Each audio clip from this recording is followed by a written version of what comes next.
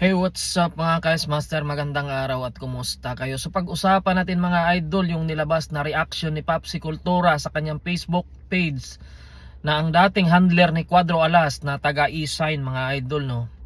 Ang partner din ito ni Masayuki ito. Merong nilabas na video na nakatanggap daw siya ng reklamo ng mga boksingero na taga USA, no? Na nakabase sa USA mga idol na hawak ng MP promotion, at sinabi daw na nagreklamo sila sa kanyang premyo, maliit lang daw ang natatanggap nila.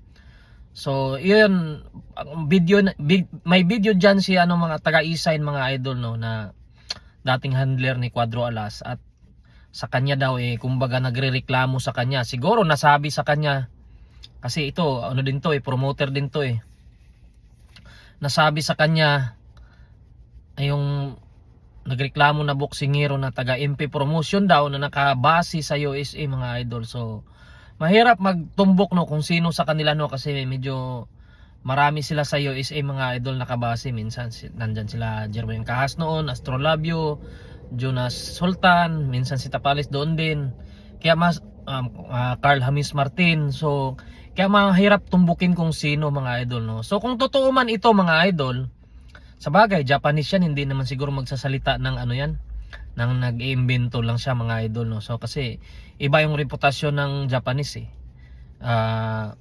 kumbaga andun sila sa katotohanan mga idol, no. So nakakalungkot na balita to mga idol kung totoo man to, no, na isang MP promotion boxer na nagreklamo sa kanilang premyo.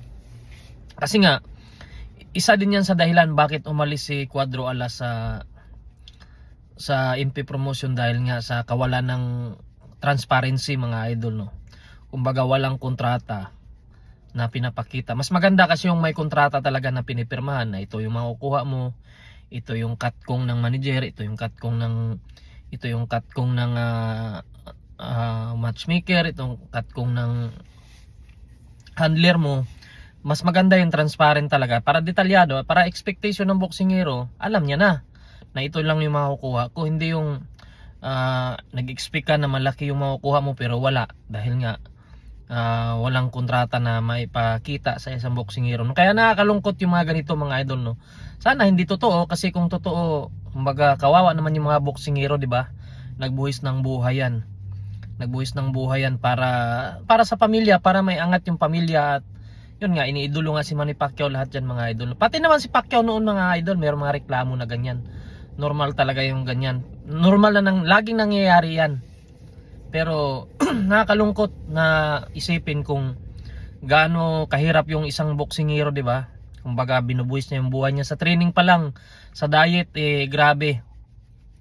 Patayan na yan sila mga idol, no. Kaya kung totoo man yung nilabas ng taga E-Sign na dating partner ni Masayuki ito, nakakalungkot yun, kasi nga sa kanya pa nalaman pa niya tuloy yung mga nangyayari, no. Kaya sana yan, kumbaga magsalita na lang yung nagreklamo sa kanya, pero malabo yun mga idol, hindi yun magsasalita kasi syempre lalong mawalan kasi yun kapag nagreklamo, lalong mawalan, di ba?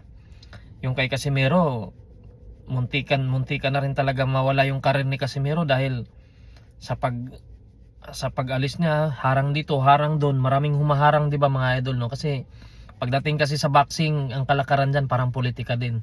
Buti na lang talaga iba yung talento ni Cuadro Alas. Marami pa ring promoter na gusto siyang kunin dahil iba yung karisma, iba yung galing. Hindi naman lahat ganun katulad sa kanya Kaya swerte pa rin si Casimero dahil nakahanap siya ng promoter na magbibigay sa kanya ng transparent na premium mga idol. Bago pa yung laban, alam niya na kung magkano yung makukuha na. Yun lang mga idol, sana hindi totoo. Kung totoo man, sana maayos na yung mga ganyan, kasi kawawa naman yung mga boksingero mga idol.